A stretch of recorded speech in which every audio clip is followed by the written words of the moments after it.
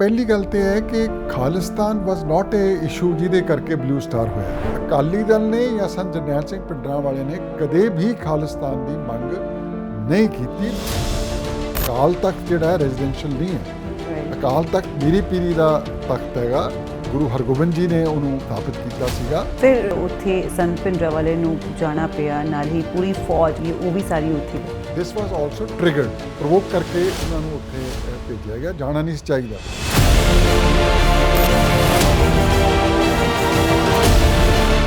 ਇਹਦੇ ਵਿੱਚ ਕੋਈ ਸ਼ੱਕ ਨਹੀਂ ਕਿ ਦਰਬਾਰ ਸਾਹਿਬ ਦੀ ਵੀ ਮੈਂ ਸਮਝਦਾ ਬੜੀ ਵੱਡੀ ਬੇਅਦਬੀ ਕੀਤੀ ਉਹਨਾਂ ਖਾੜਕੂਆਂ ਨੇ, ਜਿਨ੍ਹਾਂ ਨੇ ਉੱਥੋਂ ਦੇ ਆਰਕੀਟੈਕਚਰ ਨੂੰ ਡਿਸਟੋਰਟ ਕੀਤਾ।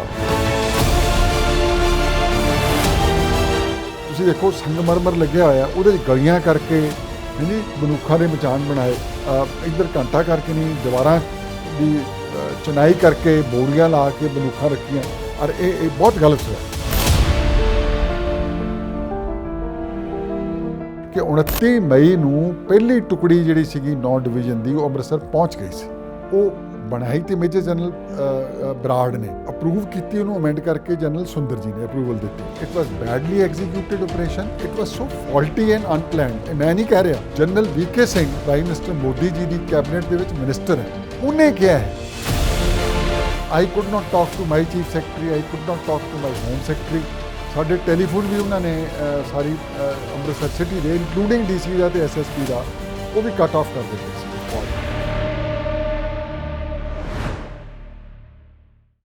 ਆਪਰੇਸ਼ਨ ਬਲੂ ਸਟਾਰ, ਹਾਲਾਂਕਿ ਇਸ ਆਪਰੇਸ਼ਨ ਨੂੰ ਅੰਜਾਮ ਦਿੱਤੇ ਹੋਏ 39 ਸਾਲ ਦਾ ਸਮਾਂ ਹੋ ਗਿਆ, ਪਰ ਜ਼ਿਹਨ 'ਚ ਅੱਜ ਵੀ ਅਜਿਹੇ ਬਹੁਤ ਸਾਰੇ ਸਵਾਲ ਨੇ ਜਿਸ ਦਾ ਜਵਾਬ ਹਰ ਕੋਈ ਜਾਣਨਾ ਚਾਹੁੰਦਾ ਹੈ। ਇਸ ਆਪਰੇਸ਼ਨ ਦੇ ਆਰੰਭ ਤੋਂ ਲੈ ਕੇ ਅੰਤ ਤੱਕ ਦੀ ਕਹਾਣੀ ਦੱਸਾਂਗੇ। ਉਸ ਵੇਲੇ ਅੰਮ੍ਰਿਤਸਰ ਦੇ ਡਿਸਟ੍ਰਿਕਟ ਮੈਜਿਸਟ੍ਰੇਟ ਰਹੇ ਰਮੇਸ਼ਿੰਦਰ ਸਿੰਘ ਦੀ ਜ਼ੁਬਾਨੀ, ਜਿਹੜੇ ਪਲ ਪਲ ਦੇ ਗਵਾਹ ਨੇ, ਜਿਨ੍ਹਾਂ ਨੇ ਇੱਕ ਬੁੱਕ ਵੀ ਲਿਖੀ, turmoil in Punjab, before and after blue star and insiders story. Sat Sri Akal, welcome to daily post Punjab Haryana Himachal. Rameshinder Singh ji, ਤੁਸੀਂ ਲਿਖਿਆ before and after blue star, ਆਖਿਰ ਨੌਬਤ ਹੀ ਕਿਉਂ ਆਈ?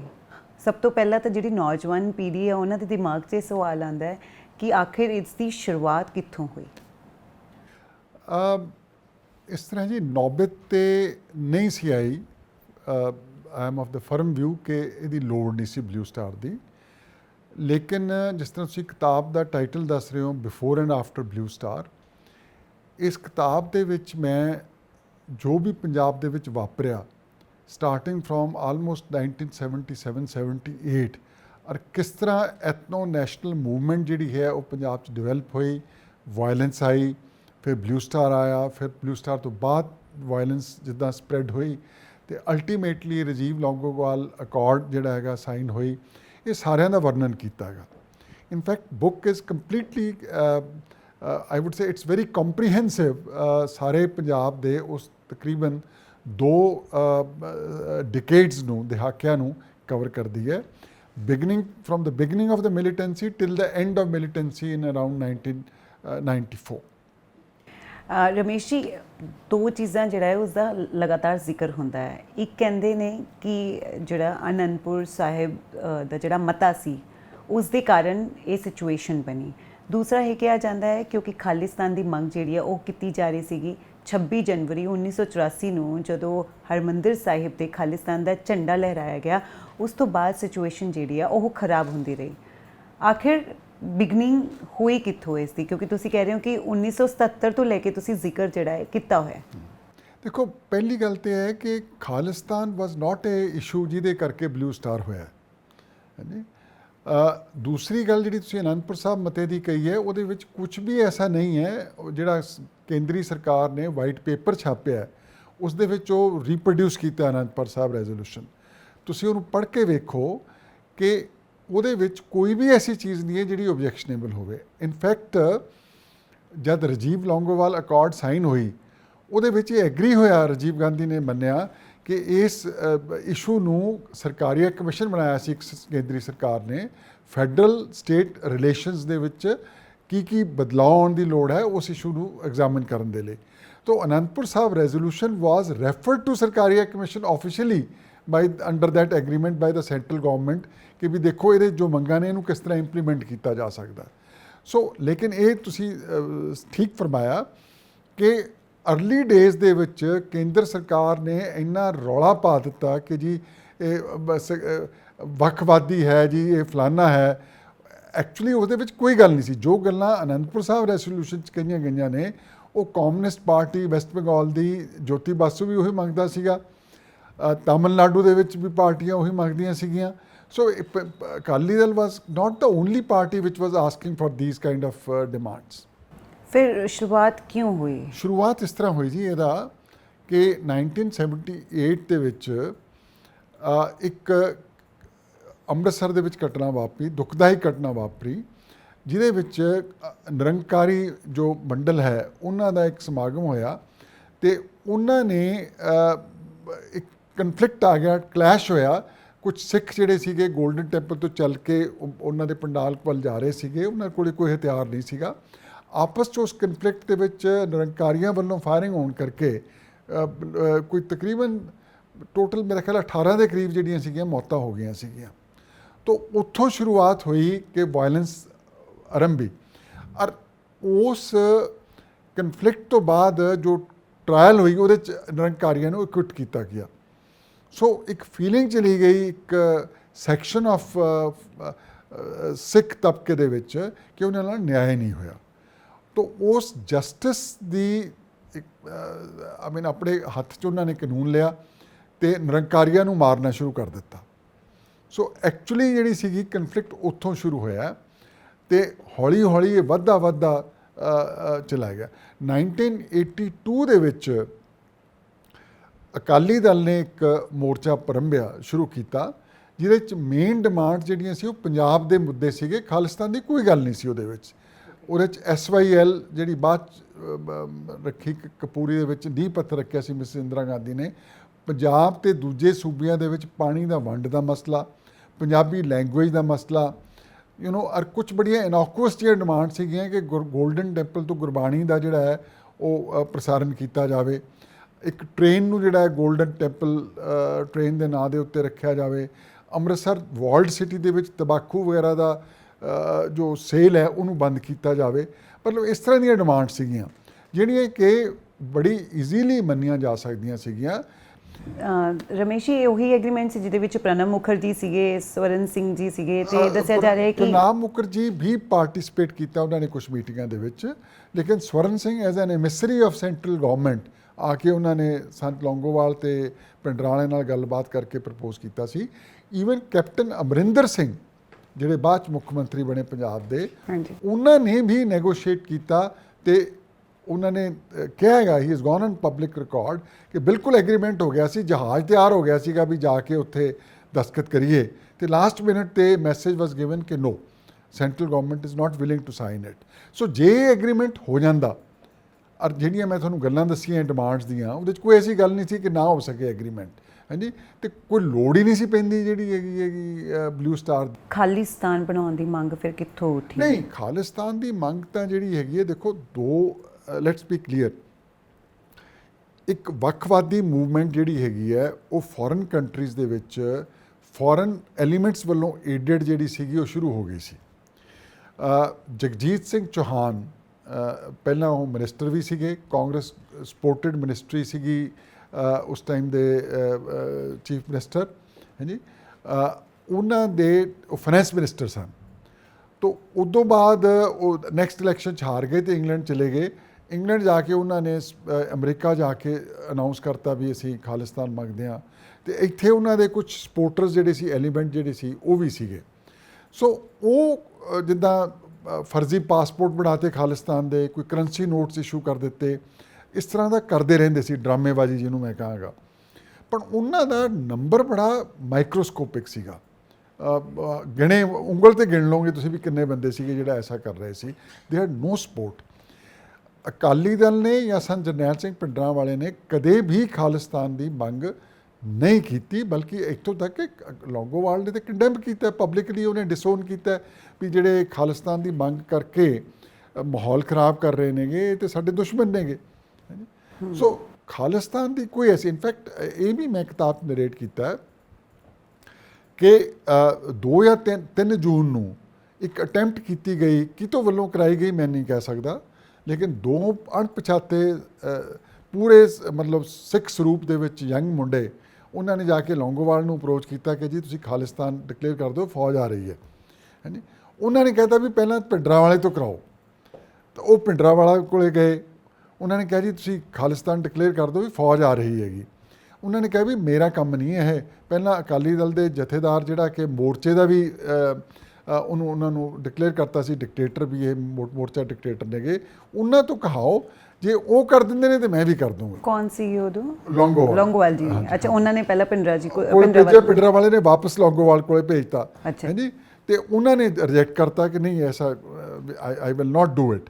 ਸੋ attempt to get a Khalistan declared from the mouth of Longowal and Bhindranwale failed ਜਿਹੜਾ ਹੈ। Okay, ਇਸ ਕਰਕੇ ਮਤਲਬ ਇਹ ਤੇ ਬੜਾ ਕਲੀਅਰ ਹੈਗਾ, ਇਹਦੇ 'ਚ ਕੋਈ ਡਾਊਟ ਨਹੀਂ ਹੈ। ਹਾਂ, ਇਹ ਕਿਹਾ ਜ਼ਰੂਰ ਗਿਆ, ਗਿਆਨੀ ਜ਼ੈਲ ਸਿੰਘ ਨੂੰ ਵੀ ਇਹ ਦੱਸਿਆ ਗਿਆ ਕਿ ਖਾਲਿਸਤਾਨ ਉੱਥੋਂ ਡਿਕਲੇਅਰ ਕਰ ਰਹੇ ਨੇਗੇ ਜੀ, ਕਿ ਇੰਟੈਲੀਜੈਂਸ ਇਨਪੁਟਸ ਆਈਆਂ ਨੇਗੀਆਂ ਕਿ ਖਾਲਿਸਤਾਨ ਡਿਕਲੇਅਰ ਕਰ ਦੇਣਗੇ ਤੇ ਪਾਕਿਸਤਾਨ ਨੇ ਉਸ ਖਾਲਿਸਤਾਨ ਨੂੰ ਰੈਕੋਗਨਾਈਜ਼ ਕਰ ਲੈਣਾ ਹਾਂਜੀ। ਤੋ ਇਹ ਇੱਕ ਤਰ੍ਹਾਂ ਦਾ ਇੱਕ ਸਿਗਨਲ ਦਿੱਤਾ ਗਿਆ ਕਿ ਬਲੂ ਸਟਾਰ ਕਰਨ ਦੀ ਇਸ ਕਰਕੇ ਜ਼ਰੂਰਤ ਪਈ, ਬਟ ਫੈਕਚੁਅਲੀ ਇਹ ਇਨਕਰੈਕਟ ਹੈ। ਇਹ ਵੀ ਦੱਸਿਆ ਜਾਂਦਾ ਰਮੇਸ਼ਿੰਦਰ ਜੀ ਕਿ 26 ਜਨਵਰੀ 1984 ਨੂੰ ਹਰਿਮੰਦਰ ਸਾਹਿਬ ਤੇ ਖਾਲਿਸਤਾਨ ਦਾ ਝੰਡਾ ਲਹਿਰਾਇਆ ਗਿਆ, ਇਹਦੇ ਵਿੱਚ ਕੁਝ ਸੱਚਾਈ ਹੈ ਜਾਂ ਨਹੀਂ? ਤੁਹਾਡੀ ਗੱਲ ਸਹੀ ਹੈ। ਮੈਂ ਜਿਹੜੀ ਜਗਜੀਤ ਸਿੰਘ ਚੌਹਾਨ ਦੀ ਗੱਲ ਕੀਤੀ ਹੈ, ਉਸ ਦਾ ਇੱਕ self declared council of Khalistan the secretary ਸੀਗਾ ਜੀ ਹਾਂਜੀ। ਹੁਣ ਤੁਸੀਂ ਇਹਦੇ 'ਚ ਦੇਖੋ ਕਿ ਉਹਨੇ ਇਸ ਤੋਂ ਪਹਿਲਾਂ ਕਰੰਸੀ ਇਸ਼ੂ ਕੀਤੀ ਖਾਲਿਸਤਾਨ ਦੀ, ਪਾਸਪੋਰਟ ਛਪ ਕੇ ਉਹਨੇ ਵੰਡੇ, ਕੋਈ ਐਕਸ਼ਨ ਨਹੀਂ ਲਿਆ ਗਿਆ ਉਹਦੇ 'ਤੇ ਹਾਂਜੀ। ਉਸ ਤੋਂ ਬਾਅਦ ਉਹਨੇ ਡਿਕਲੇਅਰ ਕੀਤਾ ਕਿ ਵੀ ਮੈਂ 26 ਜਨਵਰੀ ਨੂੰ ਖਾਲਿਸਤਾਨ ਦਾ ਝੰਡਾ ਲਹਿਰਾਊਂਗਾ, ਫਿਰ ਕਿਸੇ ਨੇ ਕੋਈ ਐਕਸ਼ਨ ਨਹੀਂ ਕੀਤਾ। ਉਹਨੇ ਖਾਲਿਸਤਾਨ ਦਾ ਉਹ ਗੁਰੂ ਨਾਨਕ ਨਿਵਾਸ ਕਿਨੀ ਜਿਹੜਾ ਹੈਗਾ ਝੰਡਾ ਇੱਕ ਲਾਤਾ, ਫਿਰ ਸਿਰਫ ਕੇਸ ਰਜਿਸਟਰ ਕਰਕੇ ਉਹਨੂੰ ਕਿਸੇ ਨੇ ਅਰੈਸਟ ਨਹੀਂ ਕੀਤਾ। Look at the intention, I mean it was the incompetence, height of incompetence of the government of the day ਹਾਂਜੀ, ਐਂਡ ਕਿ ਉਹਨਾਂ ਨੇ ਕੋਈ ਐਂਡ ਇਨਐਕਸ਼ਨ ਆਫ ਦ ਡੇ ਕਿ ਇਹ ਗੱਲ ਅੱਗੇ ਵਧੀ ਜਿਹੜੀ ਹੈ। ਜੇ ਉਸੇ ਟਾਈਮ ਨੂੰ ਫੜ ਕੇ ਅੰਦਰ ਕਰ ਦਿੰਦੇ ਗੱਲ ਮੁੱਕ ਗਈ ਸੀ, because he was neither a follower of Bhindranwale nor his part nor he was a follower of Akali Dal. ਉਹ ਤੇ ਸੈਪਰੇਟਿਸਟਿਕ ਮੂਵਮੈਂਟ ਚੱਲੀ ਜਿਹਦਾ ਉਹ ਰਿਪਰੈਜ਼ੈਂਟੇਟਿਵ ਸੀਗਾ, ਔਰ ਉਹ ਹਾਰਡਲੀ 2 ਜਾਂ 3 ਬੰਦੇ ਸੀ।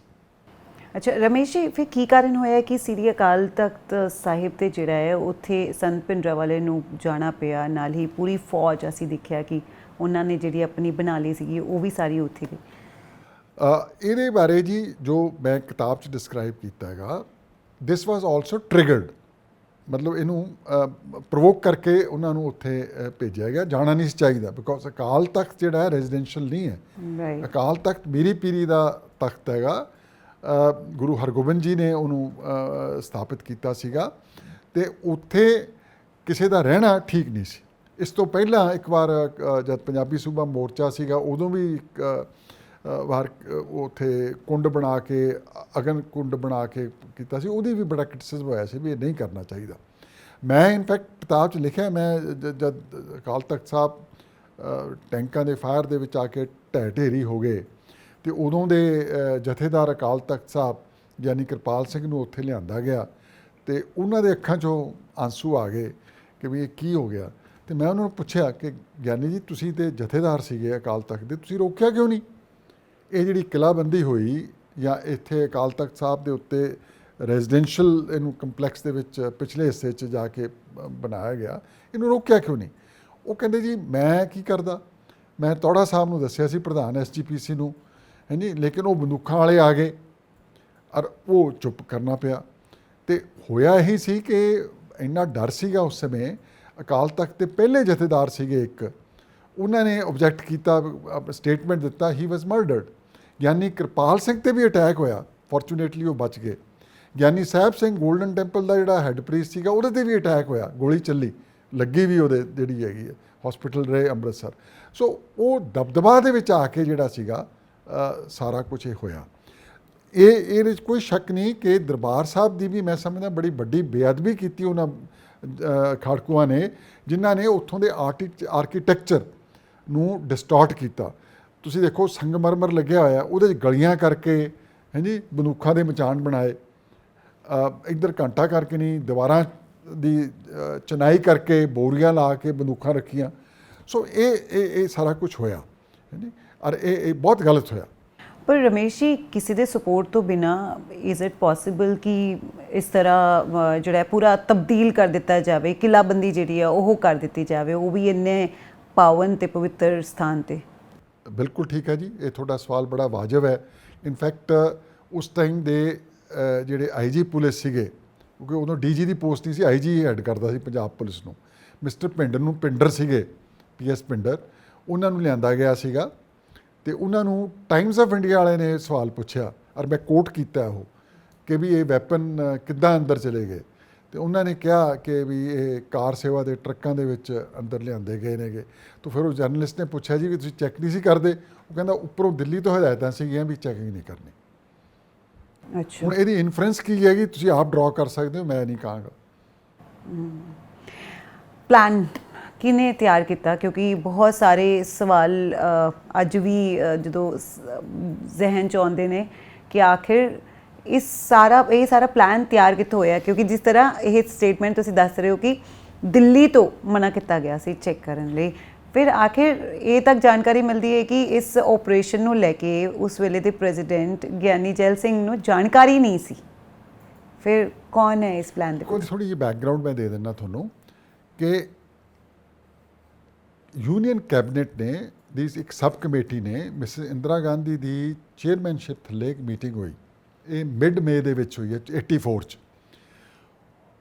ਉਹਦੇ ਵਿੱਚ ਇਹ ਅਪਰੂਵ ਕਰਾ ਲਿਆ ਕੈਬਨਿਟ ਸਬ ਕਮੇਟੀ ਤੋਂ ਕਿ ਫੌਜ ਨੂੰ ਭੇਜਿਆ ਜਾਵੇ ਪੰਜਾਬ 'ਚ, ਦਰਬਾਰ ਸਾਹਿਬ ਵੀ ਭੇਜਿਆ ਜਾਵੇ। ਪ੍ਰਣਾਬ ਮੁਖਰਜੀ ਉਸ ਟਾਈਮ ਫਾਈਨੈਂਸ ਮਿਨਿਸਟਰ ਸੀਗੇ, ਉਹਨਾਂ ਨੇ ਆਪਣੀ ਮੈਮੋਆਰ 'ਚ ਲਿਖਿਆ, ਪਬਲਿਸ਼ਡ ਹੈ, ਔਰ ਉਹ ਪਬਲਿਕ ਫੋਰਮ 'ਚ ਉਹਨਾਂ ਨੇ ਸਟੇਟਮੈਂਟ ਵੀ ਦਿੱਤਾ ਹੈਗਾ, ਅਖਬਾਰਾਂ 'ਚ ਆਇਆ ਹੈ ਕਿ ਵੀ ਉਹਨਾਂ ਨੇ ਓਬਜੈਕਟ ਕੀਤਾ ਕਿ ਦੇਖੋ ਇਹ ਨਾ ਕਰੋ ਤੁਸੀਂ, ਤੇ ਹੀ ਵਾਜ਼ ਓਵਰ ਰੂਲਡ ਬਾਈ ਮਿਸਿਸ ਗਾਂਧੀ ਹੀ ਸੇਜ਼। ਸੋ ਉਸ ਕੈਬਨਿਟ ਸਬ ਕਮੇਟੀ ਦੇ ਡਿਸੀਜ਼ਨ ਤੋਂ ਬਾਅਦ 25 ਮਈ ਨੂੰ chief of army staff general Vaidya ਸੀਗਾ, ਉਹਨੂੰ ਬੁਲਾਇਆ ਗਿਆ, ਮਿਸਿਸ ਗਾਂਧੀ ਨੇ ਬੁਲਾਇਆ ਔਰ ਉਹਨੂੰ ਮੈਂਡੇਟ ਦੇ ਦਿੱਤਾ, ਹੁਕਮ ਦੇ ਦਿੱਤਾ ਵੀ ਤੁਸੀਂ ਜਾਓ ਪੰਜਾਬ 'ਚ। ਹਾਂਜੀ, ਨੈਗੋਸੀਏਸ਼ਨਸ ਅਕਾਲੀਆਂ ਦੇ ਨਾਲ ਉਹ 26 ਤਰੀਕ ਨੂੰ ਵੀ ਕਰ ਰਹੇ ਸੀਗੇ। ਇਨਫੈਕਟ RK ਪੁਰਮ ਦੇ ਵਿੱਚ ਦਿੱਲੀ ਇੱਕ ਮੀਟਿੰਗ ਹੋਈ ਜਿਹਦੇ 4 ਯੂਨੀਅਨ ਮਿਨਿਸਟਰ ਆ ਕੇ ਤੌੜਾ, ਬਾਦਲ ਤੇ ਬਰਨਾਲਾ ਦੇ ਨਾਲ ਮੀਟਿੰਗ ਕੀਤੀ, ਐਗਰੀਮੈਂਟ ਰੀਚ ਹੋ ਗਿਆ। ਉਹ ਕਹਿੰਦੇ ਹੁਣ ਤੁਸੀਂ ਇੱਥੇ ਬੈਠੋ, ਅਸੀਂ ਵਾਪਸ ਆਉਂਦੇ ਹਾਂ, ਇਹਦੀ ਅਪਰੂਵਲ ਲੈ ਆਈਏ ਪ੍ਰਾਈਮ ਮਿਨਿਸਟਰ ਸਾਹਿਬਾ ਤੋਂ। 4 ਵਜੇ ਦੇ ਕਰੀਬ ਉਹ ਵਾਪਸ ਆਏ ਤੇ ਉਹਨਾਂ ਨੇ ਕਿਹਾ ਵੀ ਉਹ ਅਜੇ ਨਹੀਂ, ਗੱਲ ਨਹੀਂ ਬਣਦੀ ਜਿਹੜੀ ਹੈ। ਤਾਂ ਉਦੋਂ ਇੱਕ ਦਿਨ ਪਹਿਲਾਂ ਮਿਸਿਸ ਗਾਂਧੀ ਨੇ already chief of army staff ਨੂੰ ਮੈਂਡੇਟ ਕਰ ਦਿੱਤਾ ਸੀਗਾ। ਹਾਂਜੀ, ਤੇ ਹੁਣ ਇਹ ਰਿਕਾਰਡ ਸਾਰੀਆਂ ਡਿਟੇਲਸ ਦਿੱਤੀਆਂ ਮੈਂ ਇਹਦੇ ਵਿੱਚ ਕਿਤਾਬ ਦੇ ਵਿੱਚ। ਜਿਹੜਾ ਨੌਨ ਡਿਵੀਜ਼ਨ ਸੀਗਾ ਫੌਜ ਦਾ, ਉਹ ਮੇਰਿਟ ਬੇਸ ਸੀਗਾ, ਜਨਰਲ ਬਰਾੜ ਉਹਦੇ ਹੈੱਡ ਸੀ। ਉਹਨਾਂ ਨੂੰ ਕੋਈ ਤਕਰੀਬਨ 26 ਜਾਂ 27 ਤਰੀਕ ਨੂੰ ਮੇਰੀ ਇਨਫੋਰਮੇਸ਼ਨ ਦੇ ਮੁਤਾਬਕ, ਹਾਲਾਂਕਿ ਉਹਨਾਂ ਨੇ ਇਹਨੂੰ ਡਿਨਾਈ ਕੀਤਾ, ਉਹ ਤਾਂ ਕਹਿੰਦੇ ਨੇ ਮੈਨੂੰ ਤਾਂ ਪਤਾ ਹੀ ਜਿਹੜਾ ਸੀਗਾ ਜਾ ਕੇ ਪਹਿਲੀ ਕਿ 2 ਨੂੰ ਲੱਗਿਆ ਜੂਨ ਨੂੰ, ਮੈਂ ਤਾਂ ਛੁੱਟੀ ਜਾ ਰਿਹਾ ਸੀਗਾ। ਲੇਕਿਨ ਇਹਦੇ 'ਚ ਫੈਕਟ ਇਹ ਹੈ ਕਿ 29 ਮਈ ਨੂੰ ਪਹਿਲੀ ਟੁਕੜੀ ਜਿਹੜੀ ਸੀਗੀ ਨੌਨ ਡਿਵੀਜ਼ਨ ਦੀ, ਉਹ ਅੰਮ੍ਰਿਤਸਰ ਪਹੁੰਚ ਗਈ ਸੀ। ਅੱਛਾ, ਹਾਂਜੀ। ਤੇ ਉਹਨਾਂ ਨੇ 15 ਡਿਵੀਜ਼ਨ ਜਿਹੜਾ ਕਿ ਅੰਮ੍ਰਿਤਸਰ ਬੇਸ ਸੀਗਾ, ਉਹਦੇ ਨਾਲ ਕੋਆਰਡੀਨੇਸ਼ਨ ਕਰਕੇ ਕੰਮ ਸ਼ੁਰੂ ਆਪਣਾ ਕਰ ਦਿੱਤਾ ਸੀਗਾ। ਔਰ ਫੌਜ ਦੇ ਕੁਝ ਟੁਕੜੀਆਂ ਜਿਹਦੇ 'ਚ ਸਪੈਸ਼ਲ ਫਰੰਟੀਅਰ ਫੋਰਸ ਹੈ, ਫਸਟ ਪੈਰਾ ਕਮਾਂਡੋਜ਼ ਨੇ, ਜਿਹੜੀਆਂ ਪੰਜਾਬ ਤੋਂ ਬਾਹਰ ਸੀਗੀਆਂ, ਈਵਨ ਨੌਨ ਡਿਵੀਜ਼ਨ ਮੇਰਿਟ ਸੀਗਾ, ਮੈਂ ਤੁਹਾਨੂੰ ਦੱਸਿਆ, ਉਹਨਾਂ ਨੂੰ ਹੁਕਮ ਹੋਇਆ ਵੀ ਤੁਸੀਂ ਹੁਣ ਆ ਜਾਓ। ਤੇ ਪੈਰਾ ਦਾ ਜਿਹੜਾ ਫਸਟ ਪੈਰਾ ਸੀਗੀ, ਉਹ ਤੇ ਨਾਰਥ ਈਸਟ ਦੇ ਵਿੱਚ ਐਂਟੀ ਜਿਹੜੇ ਮਿਲੀਟੈਂਟਸ ਦੇ ਖਿਲਾਫ ਆਪਰੇਸ਼ਨ ਦੇ ਵਿੱਚ ਲੱਗੀ ਹੋਈ ਸੀ, ਉਹਨਾਂ ਨੂੰ ਸਪੈਸ਼ਲੀ ਲਿਆਂਦਾ ਗਿਆ। ਦੂਜੇ ਸ਼ਹਿਰਾਂ ਤੋਂ ਟਰੂਪਸ ਆਏ ਔਰ ਆਪਰੇਸ਼ਨ ਜਿਹੜਾ ਹੈਗਾ 3 ਤਰੀਕ ਨੂੰ ਪਹੁੰਚਣੇ ਸ਼ੁਰੂ ਹੋ ਗਏ ਸੀ ਟਰੂਪ। ਰਮੇਸ਼ ਜੀ, ਤੁਸੀਂ ਵੈਦਿਆ ਸਾਹਿਬ ਦੀ ਗੱਲ ਕੀਤੀ ਹੈ, ਇਹਦੇ ਵਿੱਚ ਸ਼੍ਰੀ ਨਿਵਾਸ ਜਿਹੜੇ ਨੇ ਸਿਨਹਾ, ਉਹਨਾਂ ਦਾ ਵੀ ਜ਼ਿਕਰ ਜਿਹੜਾ ਹੈ ਬਹੁਤ ਸਾਰੀ ਅਸੀਂ ਬੁੱਕਸ ਦੇਖਿਆ, ਤੇ ਬਹੁਤ ਸਾਰੀ ਥਾਵਾਂ 'ਤੇ ਇਹ ਲਿਖਿਆ ਵੀ ਹੋਇਆ ਹੈ ਕਿ ਸਿਨਹਾ ਸਾਹਿਬ ਨੇ ਜਿਹੜਾ ਐਕਸ਼ਨ ਪਲਾਨ ਸੀਗਾ ਉਸ ਨੂੰ ਲੈ ਕੇ ਆਪਣੀ ਰਾਏ ਜਿਹੜੀ ਹੈ ਉਹ ਦਿੱਤੀ ਸੀਗੀ। ਸ਼ਾਇਦ ਉਹ ਇਸ ਚੀਜ਼ ਲਈ ਰੈਡੀ ਵੀ ਨਹੀਂ ਸੀਗੇ ਕਿ ਆਪਾਂ ਨੂੰ ਇਸ ਤਰ੍ਹਾਂ ਅਟੈਕ ਕਰਨਾ ਚਾਹੀਦਾ ਹੈ। ਇਹੀ ਕਾਰਨ ਹੈ ਕਿ ਕੁਲਦੀਪ ਸਿੰਘ ਬਰਾੜ ਜੀ ਤੇ ਰਣਜੀਤ ਸਿੰਘ ਜੀ ਨੂੰ ਬੁਲਾਇਆ ਗਿਆ ਸੀਨੀਅਰ ਆਫੀਸਰ, ਤੇ ਖਾਸ ਤੌਰ ਤੇ ਕਿਉਂਕਿ ਉਹ ਪੰਜਾਬੀ ਨੇ। ਨਹੀਂ, ਇਹਦੇ 'ਚ ਮੈਂ ਥੋੜ੍ਹਾ ਜਿਹਾ ਕਲੈਰੀਫਾਈ ਕਰਦਾ, ਜੋ ਤੁਸੀਂ ਗੱਲ ਕਹੀ ਹੈ ਸਿਧਾਂਤ ਬੇਸਿਕ ਤੌਰ ਤੇ ਕਰੈਕਟ ਹੈ, ਲੇਕਿਨ ਥੋੜ੍ਹਾ ਜਿਹਾ ਉਹਦੇ 'ਚ ਅੰਤਰ ਹੈ। ਜਨਰਲ ਸਿਨਹਾ ਜਿਹੜੇ ਸੀਗੇ ਉਹ ਪਹਿਲਾਂ ਤਾਂ ਚੰਡੀ ਮੰਦਰ ਸੀਗੇ, ਲੇਕਿਨ ਉਹ 82 ਦੇ ਕਰੀਬ ਸੀਗੇ ਜੀ।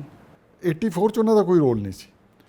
ਉਦੋਂ ਉਹਨਾਂ ਨੇ ਵੀ ਆਪਣੀ ਮੈਮੋਆਰ ਲਿਖੀ ਹੈਗੀ, ਕਿਤਾਬ ਲਿਖੀ ਹੈ, ਉਹਦੇ 'ਚ ਉਹ ਡਿਸਕਲੋਜ਼ ਕਰਦੇ ਨੇ ਕਿ ਜਦੋਂ ਪੰਜਾਬ ਦੇ ਹਾਲਾਤ ਵਿਗੜਨੇ ਸ਼ੁਰੂ ਹੋ ਗਏ ਤਾਂ ਉਸ ਸਮੇਂ ਉਹਨਾਂ ਨੂੰ ਇਹ ਮਤਲਬ ਦੇਖੋ, ਚੰਗਾ ਐਡਮਿਨਿਸਟ੍ਰੇਟਰ ਜਿਹੜਾ ਨਾ ਪਹਿਲਾਂ ਉਹ ਫੋਰਸ ਹੀ ਕਰਕੇ ਕਿ ਵੀ ਕੀ ਹੋਏਗਾ ਸਿਚੁਏਸ਼ਨ, ਆਪਣੀ ਪਲੈਨਿੰਗ ਕਰਦਾ। ਤਾਂ ਉਸ ਦੇ ਲਈ ਉਹਨਾਂ ਨੇ ਸਿਨਹਾ ਸਾਹਿਬ ਨੇ ਇੱਕ ਬਲੂਪ੍ਰਿੰਟ ਤਿਆਰ ਕਰ ਲਿਆ ਸੀਗਾ ਕਿ ਜੇ ਫੌਜ ਨੂੰ ਬੁਲਾਉਂਦੇ ਨੇ, ਹੁਕਮ ਦਿੰਦੇ ਨੇ ਕਿ ਜਾਓ ਪੰਜਾਬ 'ਚ ਐਕਸ਼ਨ ਕਰੋ, ਤਾਂ ਕੀ ਕੀਤਾ ਜਾਵੇ ਦਰਬਾਰ ਸਾਹਿਬ ਦੇ ਵਿੱਚ। ਤੇ ਉਹਦੇ 'ਚ ਉਹਨੇ ਡਿਸਕਲੋਜ਼ ਕੀਤਾ ਹੈ ਕਿ ਮੇਰੀ ਪਲਾਨ ਇਹ ਸੀਗੀ ਕਿ ਘੇਰਾਬੰਦੀ ਕਰ ਲਓ ਦਰਬਾਰ ਸਾਹਿਬ ਦੀ, ਬਾਹਰ ਜੋ ਫੌਜ ਦੇ ਗ੍ਰੰਥੀ ਹੁੰਦੇ ਨੇ ਉਹਨਾਂ ਨਾਲ ਲਿਆ ਕੇ ਅਖੰਡ ਪਾਠ ਦਾ ਇੱਕ ਤੁਸੀਂ ਆਰੰਭ ਕਰੋ, ਭੋਗ ਪਾਓ, ਹਾਂਜੀ, ਤੇ ਉਦੋਂ ਬਾਅਦ ਇੱਕ ਨਿਊਟਰਲ ਸਿੱਖਸ ਨੂੰ ਲਿਆ ਕੇ ਅਪੀਲ ਕਰਵਾਓ ਅੰਦਰ ਖਾੜਕੂਆਂ ਨੂੰ ਕਿ ਤੁਸੀਂ ਬਾਹਰ ਆ ਜਾਓ, ਨਹੀਂ ਫੌਜ ਆਏਗੀ, ਹਾਂਜੀ, ਤੇ ਉਹਦਾ ਸਾਰਾ ਪਬਲਿਕ ਲਾਈਵ ਹੋਵੇ। ਤਾਂ ਇਹਦੇ ਨਾਲ ਪ੍ਰੈਸ਼ਰ ਬਿਲਡ ਕਰੋ ਤੁਸੀਂ ਮਿਲੀਟੈਂਟਸ 'ਤੇ ਕਿ ਉਹ ਸਰੈਂਡਰ ਕਰ ਜਾਣ, ਤੇ ਜੇ ਨਹੀਂ ਸਰੈਂਡਰ ਕਰਦੇ ਹੋ ਫਿਰ ਲਾਸਟ ਅਪਰਚੂਨਿਟੀ ਤੁਸੀਂ ਜਿਹੜੀ ਹੈਗੀ ਐਜ਼ ਏ ਆਪਸ਼ਨ, ਫੌਜੀ ਜਿਹੜੇ ਨੇ ਜੁੱਤੀਆਂ ਲਾ ਕੇ ਅਰਦਾਸ ਕਰਕੇ ਅੰਦਰ ਜਾਣਗੇ। ਬਾਈਪਾਸ ਦੀ ਗੱਲ ਕਰ ਰਹੇ ਹੋ ਕਿ ਪ੍ਰੈਜ਼ੀਡੈਂਟ ਆਫ ਇੰਡੀਆ ਨੂੰ ਵੀ ਉਸ ਵੇਲੇ ਬਾਈਪਾਸ ਕੀਤਾ ਗਿਆ। ਸੁੰਦਰ ਗਿਆਨੀ ਜੈਲ ਸਿੰਘ ਨੇ ਵੀ ਉਹਨਾਂ ਦੀ ਮੌਤ ਤੋਂ ਬਾਅਦ ਉਹਨਾਂ ਦੀ ਕਿਤਾਬ ਛਪੀ ਹੈ ਮੈਮੋਆਰਸ, ਉਹਦੇ 'ਚ ਉਹਨਾਂ ਨੇ ਇਹੀ ਕਿਹਾ ਹੈਗਾ ਕਿ ਮੈਨੂੰ ਨਹੀਂ ਦੱਸਿਆ ਗਿਆ। ਪਲਾਨ ਯਾਨੀ ਕਿ 25 ਤਰੀਕ ਨੂੰ ਕੁਝ ਹੋਰ ਸੀ, 29 ਤਰੀਕ ਨੂੰ ਉਸ ਪਲਾਨ ਨੂੰ ਬਦਲ ਦਿੱਤਾ ਗਿਆ। ਐਗਜ਼ੀਕਿਊਸ਼ਨ, ਕਿਉਂਕਿ ਬਹੁਤ ਸਾਰੀ ਜਿਹੜੀ ਹੈ ਨਾ ਜੀ, ਇਹ ਜਿਹੜੀ ਪਲਾਨ ਬਣੀ ਉਹ ਬਣਾਈ ਤੇ ਮੇਜਰ ਜਨਰਲ ਬਰਾੜ ਨੇ ਅਪਰੂਵ ਕੀਤੀ, ਉਹਨੂੰ ਅਮੈਂਡ ਕਰਕੇ ਜਨਰਲ ਸੁੰਦਰ ਜੀ ਨੇ ਅਪਰੂਵਲ ਦਿੱਤੀ final, because he was the head at NA. ਤਾਂ ਉਹ ਪਲਾਨ ਮਤਲਬ ਉਹਦੇ 'ਚ ਉਹਨਾਂ ਨੇ it was so faulty and unplanned. ਮੈਂ ਤੁਹਾਨੂੰ ਇੱਕ ਉਦਾਹਰਨ ਦਿੰਦਾ, ਇਹ ਮੈਂ ਨਹੀਂ ਕਹਿ ਰਿਹਾ, ਜਨਰਲ ਵੀਕੇ ਸਿੰਘ ਜਿਹੜਾ ਬਾਅਦ ਚੀਫ ਆਫ ਆਰਮੀ ਸਟਾਫ ਬਣਿਆ, ਇਸ time prime minister Modi ji ਦੀ ਕੈਬਨਿਟ ਦੇ ਵਿੱਚ ਮਿਨਿਸਟਰ ਹੈ, ਰਾਈਟ, ਉਹਨੇ ਕਿਹਾ ਹੈ ਕਿ it was absolutely faulty plan, it was badly ਐਗਜ਼ੀਕਿਊਟਿਡ operation, ਹਾਂਜੀ। ਇਸ ਤੋਂ ਇਲਾਵਾ ਜਨਰਲ ਹੂਨ ਸੀ ਇੱਕ, ਉਹਨਾਂ ਦੀ ਪਿੱਛੇ ਜਿਹੀ ਡੈਥ ਹੋਈ ਹੈ, ਇੱਥੇ ਵੈਸਟਰਨ ਕਮਾਂਡ ਦੇ ਹੀ ਉਹ ਚੀਫ ਸੀਗੇ ਸੁੰਦਰ ਜੀ ਤੋਂ ਬਾਅਦ, ਉਹਨੇ ਵੀ ਇਹੀ ਲਿਖਿਆ ਹੈਗਾ ਆਪਣੀ ਕਿਤਾਬ 'ਚ ਜੀ ਕਿ it was ill planned and badly ਐਗਜ਼ੀਕਿਊਟਿਡ। ਔਰ ਹੋਇਆ ਉਹੀ, ਐਕਚੁਅਲੀ ਉਹਨਾਂ ਨੇ ਪ੍ਰਜ਼ਿਊਮ ਕਰ ਲਿਆ ਵੀ ਫੌਜ ਜਾਏਗੀ ਤੇ ਮਿਲੀਟੈਂਟ ਸਰੈਂਡਰ ਕਰ ਜਾਣਗੇ। ਤਾਂ ਸ਼ਾਇਦ ਉਹਨਾਂ ਨੇ ਜੋ ਸੋਚਿਆ ਸੀ, ਉਹਨਾਂ ਨੂੰ ਜਨਰਲ ਸ਼ਾਬਾਗ ਦੇ ਬਾਰੇ ਨਹੀਂ ਪਤਾ ਸੀ, ਜਾਂ ਫਿਰ ਉਹਨਾਂ ਨੂੰ ਇਹ ਨਹੀਂ ਪਤਾ ਸੀਗਾ ਕਿ ਇਸ ਤਰ੍ਹਾਂ ਜਿਹੜੀ ਜੇ ਇਹ ਅਟੈਕ ਕਰਨ ਲਈ ਤਿਆਰ ਨੇ ਤਾਂ ਅੱਗੇ ਵੀ ਉਹਨਾਂ ਵੱਲੋਂ ਜਿਹੜਾ ਹੈ ਇਸ ਤਰ੍ਹਾਂ ਦਾ ਰਿਸਪੌਂਸ। ਜਨਰਲ ਸ਼ਾਬੇਗ ਸਿੰਘ ਤੇ ਜਨਰਲ ਬਰਾੜ ਦੋਨੋਂ ਇੱਕ ਦੂਜੇ ਨੂੰ ਜਾਣਦੇ ਸੀਗੇ। In fact general Shabeg Singh early days ਦੇ ਵਿੱਚ ਇੰਡੀਅਨ ਮਿਲਟਰੀ ਅਕੈਡਮੀ ਦੇਹਰਾਦੂਨ ਦੇ ਵਿੱਚ ਇੰਸਟ੍ਰਕਟਰ ਸੀਗੇ ਤੇ ਬਰਾੜ ਉੱਥੇ ਕੈਡਟ ਸੀ। ਓਕੇ, ਮਤਲਬ ਉਹਨਾਂ ਦੇ ਅੰਡਰ ਉਹਨੇ ਟ੍ਰੇਨਿੰਗ ਕੀਤੀ ਹੈ। ਹਾਂਜੀ। ਉਦੋਂ ਬਾਅਦ ਬੰਗਲਾਦੇਸ਼ ਦੀ ਵਾਰ ਦੇ ਵਿੱਚ 1971 'ਚ ਜਨਰਲ ਸ਼ਾਬੇਗ ਸਿੰਘ ਮੁਕਤੀ ਬਾਹਿਨੀ ਦਾ ਇੰਚਾਰਜ ਸੀ, ਉਹਨੂੰ ਟ੍ਰੇਨ ਕਰਕੇ ਵੈਪਨਾਈਜ਼ ਕਰਕੇ ਆਪਰੇਟ ਕਰਨ ਦੇ, ਹਾਂਜੀ। ਤੇ ਜਨਰਲ ਬਰਾੜ ਜਿਹੜਾ ਸੀ ਕਰਨਲ ਸੀਗਾ, ਇਹ ਬ੍ਰਿਗੇਡੀਅਰ ਸੀਗੇ। ਉਦੋਂ ਵੀ ਇਹ ਬੰਗਲਾਦੇਸ਼ 'ਚ ਇਕੱਠੇ ਸੀਗੇ। ਇਨਫੈਕਟ ਇਹ ਮੈਨੂੰ ਨਹੀਂ ਸਮਝ ਆਈ ਕਿ ਕਿਉਂ ਨਹੀਂ ਇਹਨਾਂ ਨੇ ਬਰਾੜ ਨੇ ਆਪਸ 'ਚ ਉਹਨਾਂ ਨਾਲ ਰਾਬਤਾ ਕਾਇਮ ਕੀਤਾ, ਜਦ ਤੁਸੀਂ ਜਾਣਦੇ ਸੀਗੇ ਅੰਦਰ ਕੌਣ ਹੈ, ਕਿਹਨੇ ਮੋਰਚਾਬੰਦੀ ਕਰਾਈ ਹੈ, ਹਾਂਜੀ। ਤੇ ਰਾਬਤਾ ਕਾਇਮ ਕਰਦੇ, ਇਹ ਮੇਰਾ ਗ੍ਰੇਟੈਸਟ ਰਿਗਰੈਟ ਹੈ ਕਿ ਇਹ ਆਪਰੇਸ਼ਨ ਵੈਸੇ ਹੀ ਖਤਮ ਹੋ ਜਾਣਾ ਸੀਗਾ ਗੱਲਬਾਤ ਨਾਲ ਹੀ, ਲੇਕਿਨ ਉਹ ਫੌਜ ਨੇ ਮੌਕਾ ਹੀ ਨਹੀਂ ਦਿੱਤਾ। ਸਰ ਉਸ ਤੋਂ ਬਾਅਦ ਕੀ ਹੁੰਦਾ ਰਿਹਾ, ਕਿਉਂਕਿ ਜੇ ਆਪਾਂ ਡੇਜ਼ ਦੀ ਗੱਲ ਕਰੀਏ ਇਸ ਤਰ੍ਹਾਂ ਜੀ 3 ਤਰੀਕ ਨੂੰ ਜਿਹੜਾ ਹੈਗਾ ਫੌਜ ਪਹੁੰਚਣੀ ਸ਼ੁਰੂ ਹੋ ਗਈ ਸੀਗੀ, 29 ਨੂੰ ਤਾਂ ਪਹਿਲਾਂ ਹੀ ਟੁਕੜੀ ਪਹੁੰਚ ਗਈ ਸੀਗੀ ਜੀ। 3 ਤਰੀਕ ਨੂੰ ਜਿਹੜਾ ਹੈ ਮੇਨ ਜਿਹੜੇ ਫੋਰਸਿਸ ਸੀਗੀਆਂ, ਜਿਹਦੇ 'ਚ first para special frontier force, 10 guard, Garhwalis, Madras regiment, ਇਹ ਸਾਰੀਆਂ ਆ ਗਈਆਂ ਸੀਗੀਆਂ। ਯਾਨੀ ਕਿ ਦੇਸ਼ ਦੇ ਅਲੱਗ-ਅਲੱਗ ਕੋਨਿਆਂ ਤੋਂ ਫੋਰਸਿਸ ਜਿਹੜੀਆਂ ਬੁਲਾਈਆਂ ਗਈਆਂ। ਉਹ ਘੇਰਾਬੰਦੀ ਜਿਹੜੀ ਹੈਗੀ ਉਹ ਐਨਸਰਕਲਮੈਂਟ ਆਫ ਗੋਲਡਨ ਟੈਂਪਲ ਸ਼ੁਰੂ ਹੋ ਗਈ ਸੀਗੀ। ਤੇ ਫਿਰ 5 ਤਰੀਕ ਸ਼ਾਮ ਨੂੰ ਜਿਹੜਾ ਹੈਗਾ ਫਾਈਨਲੀ ਫੋਰਸਿਸ ਨੇ ਐਂਟਰ ਕੀਤਾ ਦਰਬਾਰ ਸਾਹਿਬ ਦੇ ਅੰਦਰ, ਤੇ 6 ਤਰੀਕ ਦੁਪਹਿਰ ਤੱਕ ਮਤਲਬ ਫਾਇਰਿੰਗ ਜਿਹੜੀ ਸੀ ਉਹ ਬੰਦ ਹੋ ਗਈ ਸੀ। ਕਿੰਨੀ ਦੇਰ ਚੱਲਿਆ ਸਰ ਇਹ ਆਪਰੇਸ਼ਨ? ਤਕਰੀਬਨ ਜੀ 5 ਰਾਤ ਨੂੰ ਲੈ ਕੇ 6 ਵਜੇ ਤੁਸੀਂ ਸਮਝ ਲਓ ਕਿ 11-12 ਵਜੇ ਤੱਕ ਜੀ ਮੈਕਸਿਮਮ। ਕੀ ਕਾਰਨ ਹੈ, ਕਿਉਂਕਿ ਜੇ ਆਪਾਂ ਵੈਪਨਸ ਦੀ ਗੱਲ ਕਰੀਏ, ਹਥਿਆਰਾਂ ਦੀ, ਮਿਲੀਟੈਂਟਸ ਕੋਲ ਕਿਹੜੇ ਸੀਗੇ? ਤੇ ਕਿਉਂਕਿ ਫੋਰਸਿਸ ਜਿਹੜੀਆਂ ਕਹਿੰਦੇ ਆ ਕਿ ਪੂਰੀ ਪ੍ਰਿਪੇਅਰ ਹੋ ਕੇ ਗਈਆਂ ਸੀ, ਜਿਸ ਤਰ੍ਹਾਂ ਤੁਸੀਂ ਵੀ ਦੱਸ ਰਹੇ ਹੋ ਕਿ ਪਲਾਨ ਜਿਹੜਾ ਉਹ 29 ਨੂੰ ਪੂਰਾ ਤਿਆਰ ਹੋ ਗਿਆ ਸੀਗਾ। ਨਹੀਂ, ਮਿਲੀਟੈਂਟਸ ਕੋਲੇ ਵੀ ਪੂਰੇ ਵੈਪਨ ਸੀਗੇ। ਉਹਨਾਂ ਕੋਲੇ ਆਟੋਮੈਟਿਕ ਵੈਪਨ ਸੀ, ਲਾਈਟ ਮਸ਼ੀਨ ਗਨਸ ਸੀਗੀਆਂ, ਈਵਨ ਰੌਕਟ ਲਾਂਚਰ ਵੀ ਸੀਗੇ, 2 ਬਾਅਦ 'ਚ ਫੜੇ ਨੇਗੇ ਜਦ ਹੋਇਆ। ਸੋ ਦੇ ਵਰ ਵੈਲ ਪ੍ਰਿਪੇਅਰਡ। ਦੇਖੋ, ਜਦ ਤੁਸੀਂ ਮੋਰਚਾਬੰਦੀ ਕੀਤੀ ਹੋਵੇ ਨਾ, ਤੁਹਾਡੇ ਅੱਗੇ ਕੰਧ ਬਣੀ ਹੋਈ ਹੈ, ਕੰਧ ਦੇ ਪਿੱਛੇ ਤੁਸੀਂ ਬੋਰੀਆਂ ਲਾਈਆਂ ਹੋਈਆਂ, ਬੋਰੀਆਂ ਦੇ ਵਿੱਚ ਉੱਪਰ ਤੁਸੀਂ ਬੰਦੂਕ ਰੱਖ ਕੇ ਚਲਾਉਂਦੇ ਹੋ, ਫੌਜ ਆਹੀ ਓਪਨ 'ਚ, ਇਹੀ ਫਾਲਟੀ ਉਹਨਾਂ ਦੀ ਪਲੈਨਿੰਗ ਸੀਗੀ। ਹੁਣ ਤੁਸੀਂ ਜੇ ਪ੍ਰਕਰਮਾਂ 'ਚ ਜਾਓਗੇ, ਇੱਕ ਆਪਣੀ ਉਹ ਚਾਂਦਨੀ ਰਾਤ ਦੇ ਵਿੱਚ, ਹਾਂਜੀ, ਕਾਲੀਆਂ ਤੇ ਡਾਰਕ ਨੀਲੀਆਂ ਉਹਜੀ ਵਰਦੀ ਪਾ ਕੇ, ਤੇ ਬੰਦਾ ਤਾਂ ਦੂਰੋਂ ਹੀ ਦਿਖ ਜਾਂਦਾ, ਹਾਂਜੀ। ਤੁਹਾਡੇ ਕੋਲੇ ਕੋਈ ਆੜ ਨਹੀਂ, ਕੋਈ ਕੈਮੋਫਲੈਜ ਨਹੀਂ, ਕੋਈ ਕੰਸੀਲਮੈਂਟ ਨਹੀਂ ਹੈਗੀ ਹੈ। ਤਾਂ ਇਸੇ ਕਰਕੇ ਡੈਥਸ ਹੋਈਆਂ ਨਾ ਫੌਜ ਦੀਆਂ ਜ਼ਿਆਦਾ।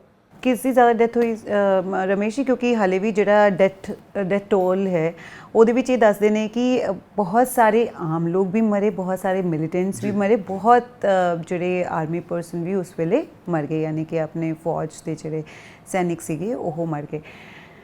ਲੇਕਿਨ ਹਾਲੇ ਤੱਕ ਤੁਹਾਨੂੰ ਲੱਗਦਾ ਹੈ ਕਿ ਜਿਹੜੀਆਂ ਰਾਈਟ ਫਿਗਰਸ ਨੇ ਉਹ ਪਬਲਿਕ ਡੋਮੇਨ ਦੇ ਵਿੱਚ ਆ ਪਾਈਆਂ ਨੇ?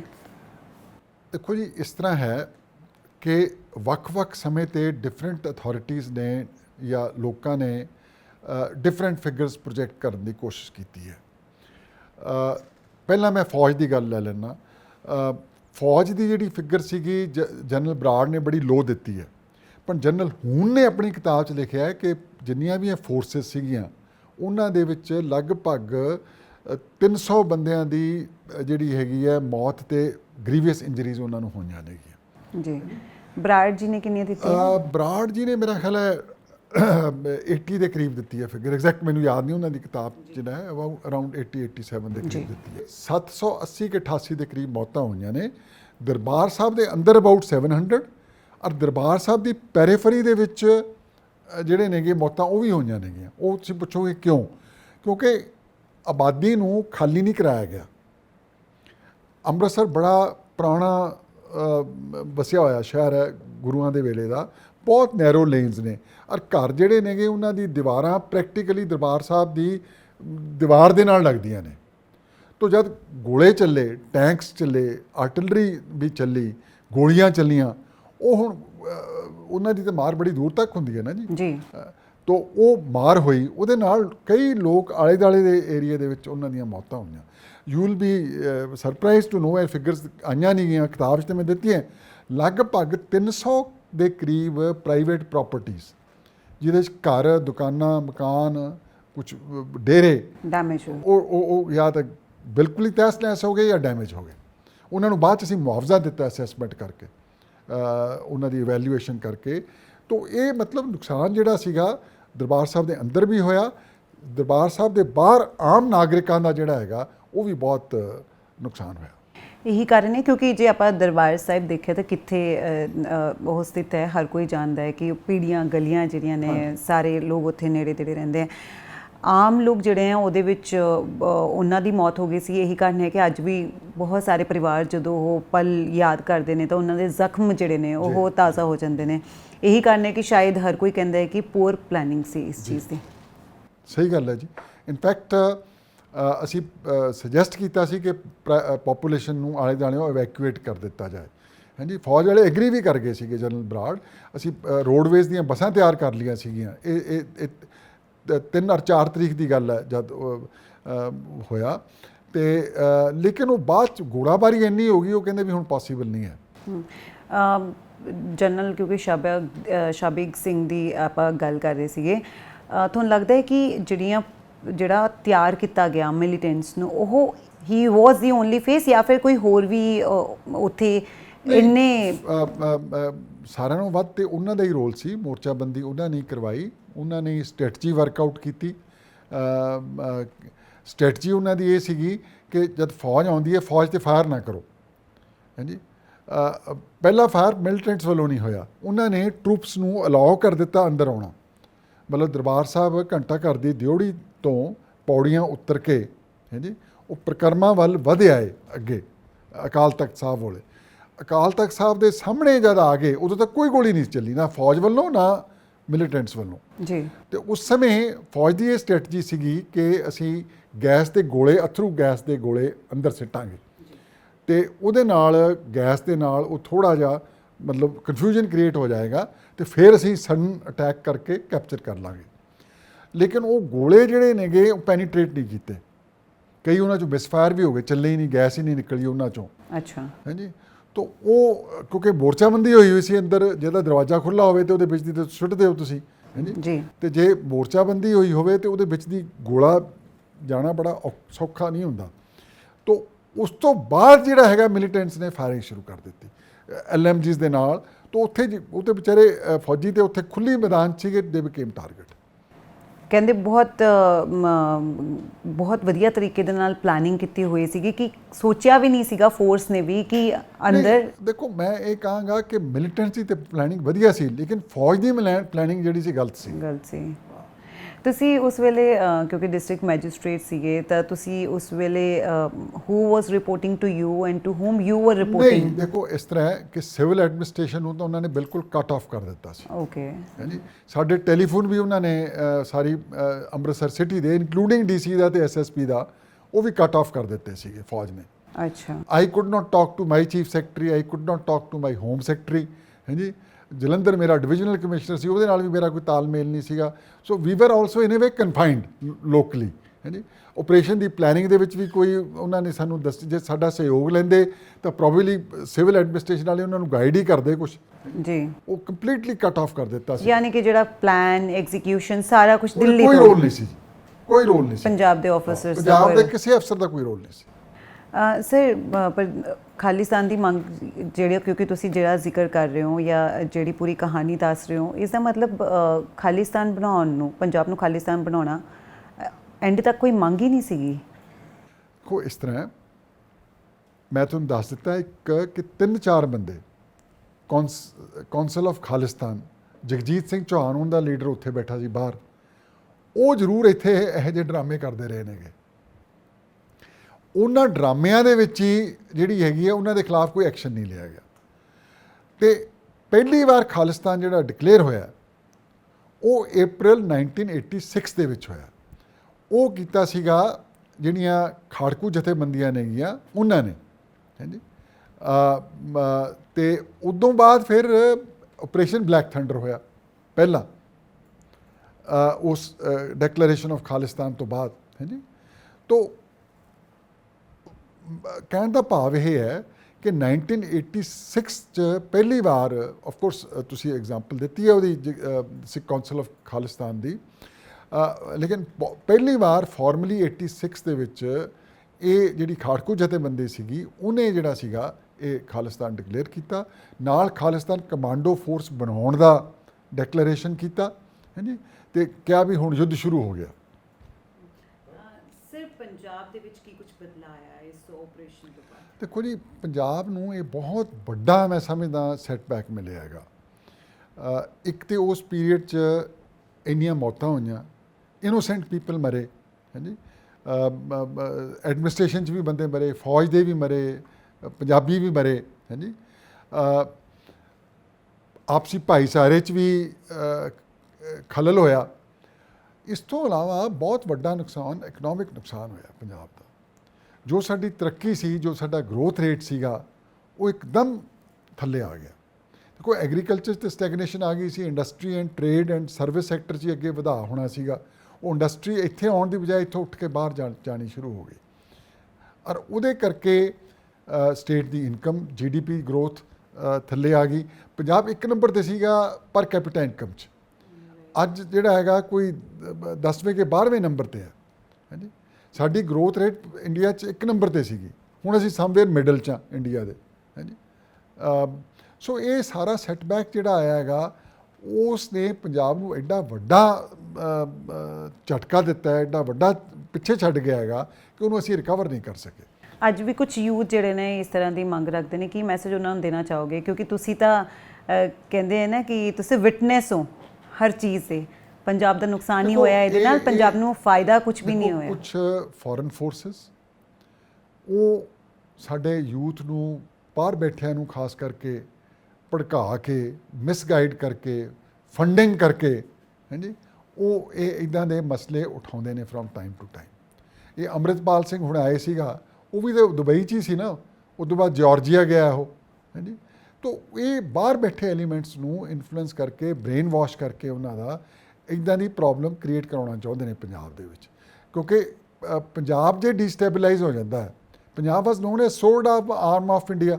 ਰਾਈਟ। ਤੁਸੀਂ ਦੇਖੋ ਪਰਸੈਂਟੇਜ ਅੱਜ ਵੀ ਸਾਡੀ, in fact other day there was a news item ਕਿ highest number of war widows and that includes internal security ਹਾਂਜੀ, ਵਾਰ ਵਿਡੋਜ਼ ਫੌਜੀਆਂ ਦੀ ਉਹ ਪੰਜਾਬ 'ਚ ਨੇ, ਐਂਡ ਹਾਈਐਸਟ ਨੰਬਰ ਆਫ ਫੌਜੀਜ਼ ਜਿਹੜੇ ਨੇ ਅੱਜ ਵੀ ਫੌਜ 'ਚ ਉਹ ਪੰਜਾਬ ਤੋਂ ਨੇ। ਤੋ ਇਹ ਸੋਰਡ ਆਰਮ ਨੂੰ ਤੁਸੀਂ ਜੇ ਡਿਸਟਰਬ ਕਰ ਦੋਗੇ, ਦੋ ਹੀ ਚੀਜ਼ਾਂ ਨਾਲ ਕਰ ਸਕਦੇ ਹੋ, ਇੱਕ ਤਾਂ ਡਰੱਗਸ ਆ ਗਈਆਂ ਹਾਂਜੀ, ਇਹ ਵੀ ਡਿਜ਼ਾਈਨ ਹੈ ਹਾਂਜੀ ਬਾਹਰੋਂ, ਅਤੇ ਦੂਜਾ ਜਿਹੜਾ ਹੈਗਾ ਤੁਸੀਂ ਖਲਲ ਪੈਦਾ ਕਰ ਦਿਓ, ਵਾਇਲੈਂਸ ਪੈਦਾ ਕਰ ਦਿਓ, ਡਿਸਰਪਸ਼ਨ ਲੈ ਆਓ। ਇਨਫੈਕਟ ਇੱਕ ਮੈਂ ਕੋਟ ਕੀਤਾ ਇਹਦੇ 'ਚ ਪਾਕਿਸਤਾਨ ਦੇ ਜਰਨੈਲ ਨੂੰ, ਉਹ ਕਹਿੰਦਾ ਜੋ ਅਸੀਂ ਇਹ ਕਰ ਰਹੇ ਹਾਂ ਇਹ ਪੰਜਾਬ ਦੇ ਵਿੱਚ ਇੱਕ ਡਿਵੀਜ਼ਨ ਫੌਜ ਦਾ ਇੱਥੇ ਟਾਈ ਡਾਊਨ ਕਰ ਦਾਂਗੇ। ਉਦੋਂ ਵੀ ਕਿਉਂ ਬਹੁਤ ਸਾਰੇ ਜਿਹੜੇ ਯੂਥ ਸੀਗੇ ਉਹ ਭਿੰਡਰਾਂਵਾਲਾ ਜੀ ਦੇ ਨਾਲ ਜੁੜ ਗਏ ਸੀਗੇ? ਕਿਉਂਕਿ ਨਹੀਂ ਦੇਖੋ ਭਿੰਡਰਾਂਵਾਲਾ ਜਿਹੜੇ ਸੀ ਨਾ ਉਹ ਇੱਕ ਸਲੋ ਪ੍ਰੋਸੈਸ ਦੇ ਨਾਲ ਲੋਕ ਉਹਨਾਂ ਨਾਲ ਜੁੜੇ। ਇੱਕ ਪਾਸੇ ਤਾਂ ਉਹ ਧਾਰਮਿਕ ਪ੍ਰਚਾਰ ਕਰਦੇ ਸੀਗੇ, ਸੰਤ ਸੀਗੇ, ਉਹਨਾਂ ਦਾ ਬੜਾ ਆਦਰ ਸਨਮਾਨ ਸੀਗਾ ਹਾਂਜੀ। ਦੂਜੇ ਪਾਸੇ ਦਿੱਲੀ ਜਿਹੜੀ ਹੈਗੀ ਹੈ ਉਹ ਬੰਗਾਂ ਨੂੰ ਮੰਨਣ ਨੂੰ ਤਿਆਰ ਨਹੀਂ ਸੀ।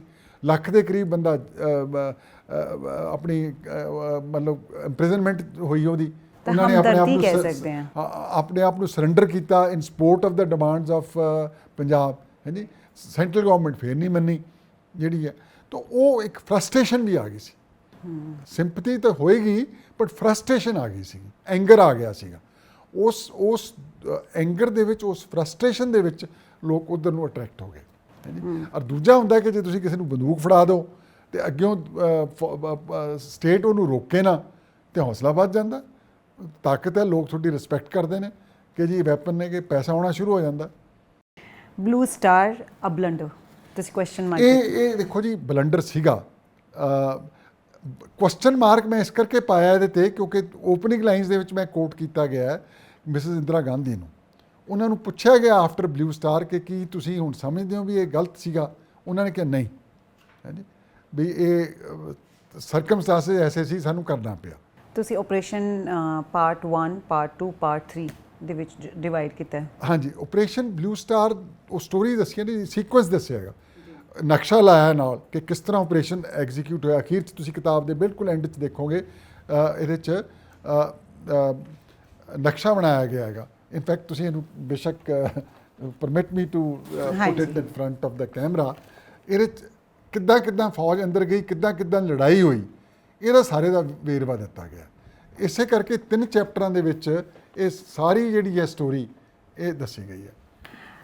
ਇੱਕ ਆਖਰੀ ਸਵਾਲ, ਟਰਮੋਇਲ, ਇਹ ਸ਼ਬਦ ਦਾ ਇਸਤੇਮਾਲ ਤੁਸੀਂ ਕਿਉਂ ਕੀਤਾ? ਕਿਉਂਕਿ ਅਸੀਂ ਕਈ ਬਹੁਤ ਸਾਰੀਆਂ ਬੁੱਕਸ ਦੇਖੀਆਂ, ਪੜ੍ਹੀਆਂ, ਪਰ ਬਹੁਤ ਸਾਰੀਆਂ ਬਲੂ ਸਟਾਰ ਆਪਰੇਸ਼ਨ ਤੇ ਬੁੱਕਸ ਲਿਖੀਆਂ ਵੀ ਗਈਆਂ, ਬਟ ਤੁਹਾਡੀ ਬੁੱਕ ਨੂੰ ਲੋਕ ਬਹੁਤ ਜ਼ਿਆਦਾ ਪਸੰਦ ਕਰਦੇ ਨੇ। ਇਹੀ ਕਾਰਨ ਹੈ ਕਿ ਅਸੀਂ ਅੱਜ ਤੁਹਾਡੇ ਕੋਲ ਪਹੁੰਚੇ ਜਾਣਨ ਵਾਸਤੇ ਕਿ ਆਖਿਰ ਕੀ ਉਸ ਵੇਲੇ ਦੀ ਸੱਚਾਈ ਸੀਗੀ, ਪਰ ਕਿਉਂ ਇਹ ਸ਼ਬਦ ਦਿੱਤਾ ਗਿਆ ਟਰਮੋਇਲ? ਹਾਂਜੀ, ਮੈਂ ਤੁਹਾਨੂੰ ਦੱਸਦਾ ਜੀ ਕਿ ਇੱਕ ਕਿਤਾਬ ਜਿਹੜੀ ਹੈ ਨਾ ਸਿਰਫ ਬਲੂ ਸਟਾਰ ਨਾਲ ਨਹੀਂ ਡੀਲ ਕਰਦੀ ਜੀ, ਇਹ ਪੰਜਾਬ ਦੇ ਉਸ 15-20 ਸਾਲ ਦੇ ਸਾਰੇ ਸਮੇਂ ਨਾਲ ਡੀਲ ਕਰਦੀ ਹੈ ਜੋ ਵਾਪਰਿਆ ਪੰਜਾਬ ਦੇ ਵਿੱਚ। Blue star, operation black thunder 1, operation black thunder 2, operation Rakshak, ਉਦੋਂ ਪਹਿਲਾਂ ਵੁਡਰੋਜ਼, ਸਾਰਿਆਂ ਦਾ ਇਹਦੇ 'ਚ ਬਿਆਨ, ਡਿਟੇਲਡ ਬਿਆਨ ਦਿੱਤਾ ਹੋਇਆ ਹੈਗਾ। ਪੋਲੀਟੀਕਲ ਐਸਪੈਕਟਸ ਨੂੰ, ਨੈਗੋਸੀਏਸ਼ਨ ਗਵਰਨਮੈਂਟ ਆਫ ਇੰਡੀਆ ਦੇ ਨਾਲ, ਅਨੰਦਪੁਰ ਸਾਹਿਬ ਰੈਜ਼ੋਲੂਸ਼ਨ, ਇਹ ਔਰ ਇਤਿਹਾਸਿਕ ਵੀ ਇਹਦੇ 'ਚ ਬੈਕਗਰਾਊਂਡ ਦਿੱਤੀ ਹੈ ਮਹਾਰਾਜਾ ਰਣਜੀਤ ਸਿੰਘ ਦੇ ਟਾਈਮ ਤੋਂ ਕਿ ਕਿੱਦਾਂ ਪੰਜਾਬ 'ਚ ਸੁਖਾਵਾ ਮਾਹੌਲ ਸੀਗਾ, ਕਿੱਦਾਂ ਬਾਅਦ 'ਚ ਰੈਡੀਕਲਿਜ਼ਮ ਆਇਆ, ਉਹ ਸਾਰਾ। ਹੁਣ ਸਵਾਲ ਤੁਹਾਡਾ ਕਿ ਟਰਮਾਇਲ ਕਿਉਂ ਦਿੱਤਾ ਇਹਦਾ ਨਾਮ? 2-3 ਆਪਸ਼ਨ ਸੀਗੀਆਂ ਜੀ ਜਿਹੜੀਆਂ ਕੰਸੀਡਰ ਹੋਈਆਂ। ਟ੍ਰੈਜਡੀ ਆਫ ਪੰਜਾਬ, ਵੋਲਕੈਨਿਕ ਪੰਜਾਬ ਹਾਂਜੀ। ਤੋ ਇਹ ਅਲਟੀਮੇਟਲੀ ਪਬਲਿਸ਼ਰਸ ਨੇ ਇਹਨਾਂ ਸਾਰੇ ਨਾਵਾਂ 'ਚੋਂ ਟਾਈਟਲ ਨੂੰ ਇਹਨੂੰ ਪ੍ਰੈਫਰ ਕੀਤਾ ਕਿ ਟਰਮੋਇਲ ਇਨ ਪੰਜਾਬ, ਕਿ ਪੰਜਾਬ ਜੋ ਕੁਝ ਵਾਪਰਿਆ ਉਹ ਸਾਰੇ ਨੂੰ ਕਵਰ ਕਰਦਾ। ਇਸ ਬੁੱਕ ਦੇ ਵਿੱਚ ਤੁਸੀਂ ਜ਼ਿਕਰ ਵੀ ਕੀਤਾ ਹੈ militancy, the beginning and the and. ਉਹਦੇ 'ਚ ਸਾਰਾ ਬਿਆਨ ਦਿੱਤਾ ਜੀ ਕਿ ਕਿਵੇਂ ਸ਼ੁਰੂ ਹੋਈ, ਕੀ ਵਾਪਰਿਆ, ਕਿਵੇਂ ਐਂਡ ਹੋਈ, ਕਿਉਂ ਐਂਡ ਹੋਈ ਜੀ। ਬਹੁਤ ਧੰਨਵਾਦ ਰਮੇਸ਼ਿੰਦਰ ਜੀ। ਜੇ ਤੁਸੀਂ ਹਾਲੇ ਵੀ ਕੋਈ ਫੈਕਟ ਦੱਸਣਾ ਨਹੀਂ, ਚਾਹੁੰਦੇ ਹੋ, ਠੀਕ ਹੈ ਕਿਉਂਕਿ ਸਾਨੂੰ ਲੱਗਦਾ ਹੈ ਕਿ ਜਿਹੜੀ ਯੁਵਾ ਪੀੜ੍ਹੀ ਹੈ ਉਹਨਾਂ ਨੂੰ ਜ਼ਰੂਰ ਪਤਾ ਹੋਣਾ ਚਾਹੀਦਾ ਹੈ ਕਿ ਆਖਿਰ ਉਸ ਵੇਲੇ ਪੰਜਾਬ ਦੇ ਵਿੱਚ ਕੀ ਕੁਝ ਹੋਇਆ, ਕਿਉਂਕਿ ਬਹੁਤ ਸਾਰੇ ਉਹਨਾਂ ਦੇ ਜ਼ਿਹਨ 'ਚ ਸਵਾਲ ਤਾਂ ਹੋਣਗੇ ਪਰ ਉਹਨਾਂ ਦੇ ਜਵਾਬ ਉਹਨਾਂ ਨੇ ਕਦੇ ਲੱਭਣ ਦੀ ਕੋਸ਼ਿਸ਼ ਨਹੀਂ ਕੀਤੀ, ਜਾਂ ਫਿਰ ਜਿਹੜੇ ਜਵਾਬ ਉਹਨਾਂ ਨੂੰ ਮਿਲੇ ਹੋਣਗੇ ਸ਼ਾਇਦ ਉਹ ਪਤਾ ਨਹੀਂ ਕਿੰਨੇ ਸਹੀ ਹੋਣਗੇ ਕਿੰਨੇ ਨਹੀਂ, ਪਰ ਕਿਉਂਕਿ ਤੁਸੀਂ ਗਵਾਹ ਹੋ, ਹਰ ਚੀਜ਼ ਤੁਹਾਡੇ ਸਾਹਮਣੇ ਹੋਈ, ਤੁਹਾਨੂੰ ਪਤਾ ਹੈ, ਇਹੀ ਕਾਰਨ ਹੈ ਕਿ ਤੁਸੀਂ 3 ਸਾਲ ਦੇ ਵਿੱਚ ਇਹ ਬੁੱਕ ਲਿਖੀ, ਤੇ ਇਹੀ ਕਾਰਨ ਹੈ ਕਿ ਅਸੀਂ ਤੁਹਾਡੇ ਤੋਂ ਜਾਣਨਾ ਚਾਹੁੰਦੇ ਸੀਗੇ ਕਿ ਆਖਿਰ ਉਸ ਵੇਲੇ ਹੋਇਆ ਕੀ ਸੀ। ਪ੍ਰੋਬਲਮ ਇਹ ਹੈ ਜੀ ਅੱਜ ਕੱਲ੍ਹ ਕਿ ਸਮਾਂ ਕਿਸੇ ਕੋਲੇ ਨਹੀਂ ਹੈ, ਕੋਈ ਪੜ੍ਹਨ ਨੂੰ ਤਿਆਰ ਨਹੀਂ ਜੀ। ਉਹ ਸੁਣ ਕੇ ਥੋਤੋਂ ਸੁਣ ਲਈ, ਬੈਤੋਂ ਸੁਣ ਲਈ, ਇਹਨਾਂ ਤੋਂ ਸੁਣ ਲਈ, ਹਾਂਜੀ, ਜਾਂ ਆ ਥੋੜ੍ਹੇ ਮੋਟੇ ਵੀਡੀਓ ਦੇਖ ਲਏ, ਆਪਣਾ ਓਪੀਨੀਅਨ ਬਣਾ ਲੈਂਦੇ ਨੇ। ਤੋ ਇਸ ਕਰਕੇ ਇਹ ਜ਼ਰੂਰੀ ਸੀ ਕਿ ਅੱਛਾ, ਦੂਜਾ ਸੀਗਾ ਕਿ ਵਰਸ਼ਨ ਕਈ ਦੇਂਗੇ, ਹਾਂਜੀ, ਕੋਈ ਕੁਛ ਕਹਿੰਦਾ ਆਪਣੀ ਇੱਛਾ ਦੇ ਮੁਤਾਬਕ, ਆਪਣੀ ਸੋਚ ਮੁਤਾਬਕ, ਆਪਣੇ ਰੁਝਾਨ ਮੁਤਾਬਕ ਕਹਾਣੀ ਸੁਣਾ ਦਿੰਦਾ। ਤੋ ਇਸੇ ਕਰਕੇ ਮੈਂ ਕਿਤਾਬ ਲਿਖੀ ਹੈ, 500 ਪੇਜ ਦੇ ਕਰੀਬ ਹੈਗੀ, ਕਿ ਸਾਰੇ ਵਰਸ਼ਨ ਵੀ ਆ ਜਾਣ ਔਰ ਮੈਂ ਉਸ ਤੋਂ ਬਾਅਦ ਦੱਸਾਂ ਵੀ ਇਹਨਾਂ 'ਚੋਂ ਸੱਚਾ ਵਰਸ਼ਨ ਕਿਹੜਾ ਹੈ, ਕਿਉਂ ਹੈ, ਹਾਂਜੀ। ਸੋ ਇਨਫੈਕਟ ਤੁਸੀਂ ਜਿਸ ਤਰ੍ਹਾਂ ਕਹਿ ਰਹੇ ਹੋ ਕਿ ਕਿਤਾਬ ਪੋਪੂਲਰ ਹੈ, ਮੈਂ ਦੱਸਦਾ ਵੀ ਮੋਸਟਲੀ ਇਹ ਯੰਗ ਬੱਚਿਆਂ ਨੇ ਪੜ੍ਹੀ ਹੈ, ਹਾਂਜੀ। ਉਹ ਉਹਨਾਂ ਜਿੰਨਾ ਇੰਟਰਸਟ ਯੰਗਰ ਜਨਰੇਸ਼ਨ ਨੇ ਸ਼ੋਅ ਕੀਤਾ ਇਸ ਕਿਤਾਬ ਦੇ ਵਿੱਚ, ਕਿਉਂਕਿ ਮੇਰੀ ਉਮਰ ਵਾਲੇ ਜਾਂ ਜਿਹੜੇ ਮਿਡਲ ਏਜ ਨੇ ਉਹ ਤਾਂ ਕਹਿੰਦੇ ਨੇ ਅਸੀਂ ਦੇਖਿਆ ਸੁਣਿਆ, ਸਾਡੇ ਟਾਈਮ 'ਤੇ ਹੀ ਵਾਪਰਿਆ ਜੀ। ਤੋ ਇਹ ਕਿਤਾਬ ਇੱਕ ਹਿਸਟੋਰੀਕਲ ਇੰਪੋਰਟੈਂਸ ਦੀ ਕਿਤਾਬ ਹੈ, ਰਿਸਰਚ ਬੁੱਕ ਦੇ ਤੌਰ ਦੇ ਉੱਤੇ। ਇਹਦਾ ਤੁਸੀਂ ਇਹਦੇ 'ਚ ਮੈਂ ਬਲਰਬਸ ਵੀ ਉਹਨਾਂ ਨੂੰ ਕੋਟ ਕੀਤਾ, ਜਨਰਲ VP ਮਲਿਕ ਨੂੰ ਕੋਟ ਕੀਤਾ, ਹਾਂਜੀ। HK ਦੂਆ ਆਪਣੇ ਇੱਥੇ ਐਡੀਟਰ ਸੀਗੇ, ਜਿਹੜੇ ਬਾਅਦ 'ਚ ਹਿੰਦੁਸਤਾਨ ਟਾਈਮਸ ਤੇ ਇੰਡੀਅਨ ਐਕਸਪ੍ਰੈਸ ਦੇ ਐਡੀਟਰ ਸੀ, ਉਹਨਾਂ ਨੂੰ ਵੀ ਕੋਟ ਕੀਤਾ। ਮਾਰਕ ਟੱਲੀ ਨੇ ਇਹਦੇ 'ਚ ਆਪਣਾ ਵਿਊਜ਼ ਦਿੱਤੇ ਨੇਗੇ। ਸਾਰਿਆਂ ਨੇ ਜਿਹੜਾ ਹੈਗਾ ਕਿਤਾਬ ਨੂੰ ਕਿਹਾ ਵੀ ਐਡੀ ਓਬਜੈਕਟਿਵ ਔਰ ਡਿਸਪੈਸ਼ਨੇਟ ਅਕਾਊਂਟ ਆਫ ਐਂਡ ਐਡੀ ਕੰਪਰੀਹੈਂਸਿਵ ਕਵਰੇਜ ਹੋਰ ਕੋਈ ਨਹੀਂ ਹੈ। ਰਮੇਸ਼ਿੰਦਰ ਸਿੰਘ ਜੀ ਦੀ ਤਰ੍ਹਾਂ ਬਹੁਤ ਸਾਰੇ ਆਥਰਸ, politicians, officers blue star operation ਨੂੰ ਇੱਕ ਬਲੰਡਰ ਦੱਸਦੇ ਨੇ, ਕਿਉਂਕਿ ਬਲੂ ਸਟਾਰ ਆਪਰੇਸ਼ਨ ਦੇ ਕਾਰਨ ਪੰਜਾਬ ਨੂੰ ਬਹੁਤ ਪਿੱਛੇ ਧਕੇਲ ਦਿੱਤਾ ਗਿਆ। ਮਿਲੀਟੈਂਸੀ ਖਤਮ ਹੁੰਦੇ ਹੁੰਦੇ 15 ਸਾਲ ਦਾ ਸਮਾਂ ਲੱਗ ਗਿਆ, ਪਰ ਕਹਿੰਦੇ ਨੇ ਜਿਸ ਚੀਜ਼ ਦੀ ਸ਼ੁਰੂਆਤ ਹੁੰਦੀ ਹੈ ਉਸ ਦਾ ਅੰਤ ਵੀ ਹੁੰਦਾ ਹੈ, ਚਾਹੇ ਉਹ ਕੋਈ ਆਪਰੇਸ਼ਨ ਹੋਵੇ ਜਾਂ ਫਿਰ ਜ਼ਿੰਦਗੀ। ਸਤਿ ਸ਼੍ਰੀ ਅਕਾਲ।